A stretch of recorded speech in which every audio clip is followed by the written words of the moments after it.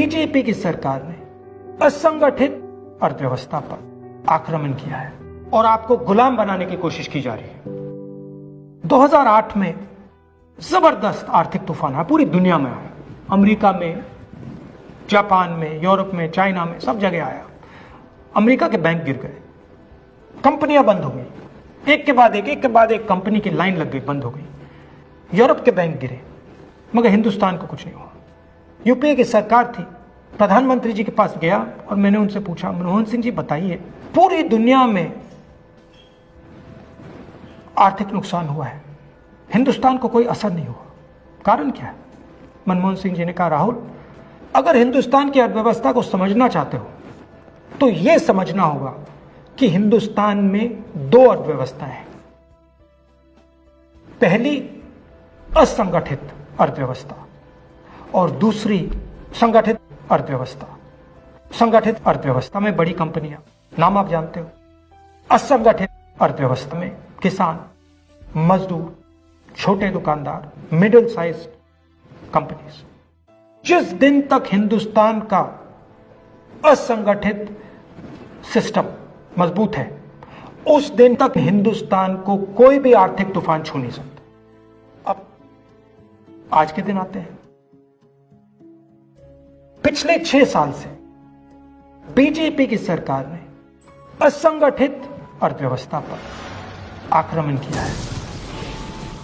3 बड़े उदाहरण तो मैं आपको अभी दे देता हूं। नोटबंदी, गलत जीएसटी और लॉकडाउन।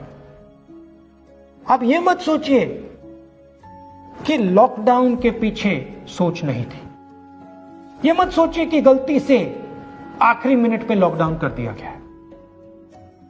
इन तीनों का लक्ष्य हमारे इनफॉर्मल सेक्टर को खत्म करने का है।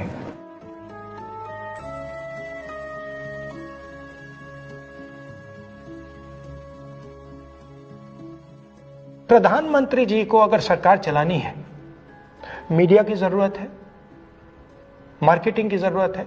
मीडिया और मार्केटिंग 15-20 लोग करते हैं। इनफॉर्मल सेक्टर में पैसा है, लाखों करोड़ रुपए, जिसको ये लोग छू नहीं सकते।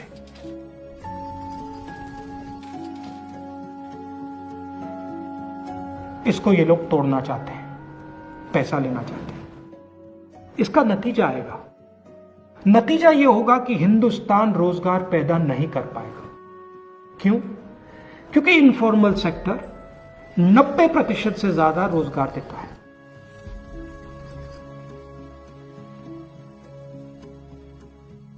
जिस दिन इनफॉर्मल सेक्टर खत्म हो गया, नष्ट हो गया, उस दिन हिंदुस्तान रोजगार पैदा नहीं कर पाएगा। आप ही इस देश को चलाते हो, आप ही इस देश को आगे ले जाते हो और आपके खिलाफ साजिश हो रही है। आपको ठगा जा रहा है और आपको गुलाम बनाने की कोशिश की जा रही है। हमें इस आक्रमण को पहचानना पड़ेगा और पूरे देश को मिलकर इसके खिलाफ लड़ना पड़ेगा।